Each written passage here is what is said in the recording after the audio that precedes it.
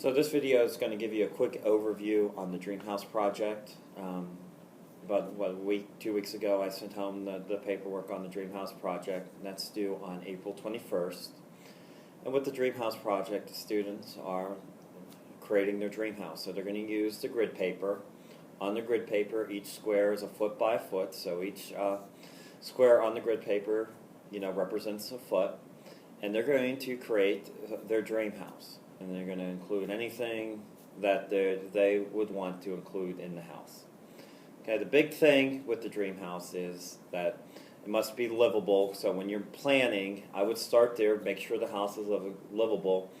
It has a living room and a dining room and a kitchen and bedrooms and a bathroom. So make sure you get the fundamentals down. I'm looking for that you can actually live in the house. And then you can expand and put anything into the house that you want to put in there. I would have, a golf simulator in my house somewhere, and all this golf-related things in my dream house. So they'll make their blueprints on the grid paper. I have plenty of grid paper for them to do rough drafts and final copies. All they need to do is ask, and I'll give it to them. And then I'm looking for the rooms to be proper size. It's not, if they have a bathroom that's 3 feet by 3 feet on their blueprint, you'll lose points because that's not really realistic for the size of a bathroom. So they need to think about the size of the rooms that they want to make each room.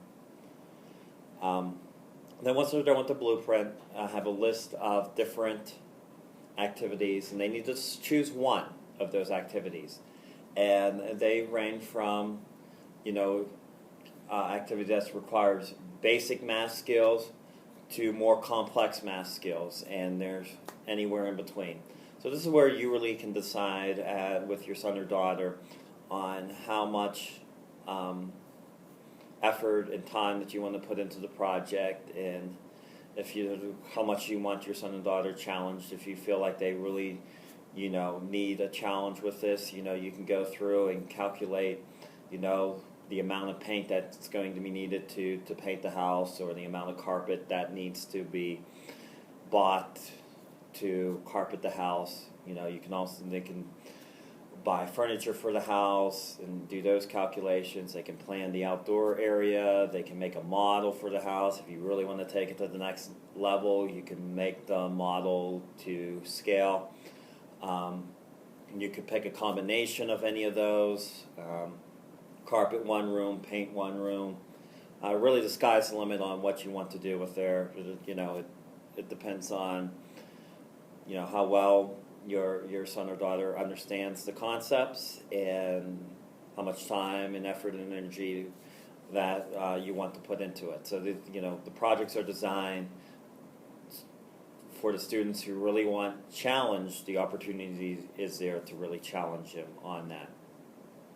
I've had projects everywhere, in between, that were fantastic projects. From, I've had houses that were made to scale. I've had, people select paint samples and calculate the amount of paint with carpet samples.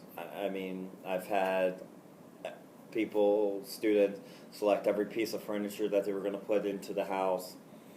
And then how you decide to display this information is totally up to you. Poster board's fine, PowerPoint. You can use any of the technology. Google SketchUp, if you want to make any 3D models, is more than appropriate to use. The main thing that I'm looking for is making sure that the house is livable and that you pick one of those extra items. Also, make sure that you have the area and perimeter calculated for each room and each floor of the house. You do need to make sure that it's a 2-story house. I'm looking for, from the first floor to the second floor, that the steps match up and that kind of stuff with the dream house. Again, the kids are very excited, a lot of great ideas. It was one of my favorite projects to do. On presentation day, April 21st, I do like to invite the parents in for the presentations. So here in probably 2 weeks, I'll be sending a letter home, just saying when we're going to have an open house for the presentations here, and we'll have a snack for the kids, and, a celebration of all their hard work. These projects are designed. Not every student's a great test taker. Not every student, the classroom for some students is not the best place that they learn. So these projects allow them to learn the concepts in the material in a different way, in a different light.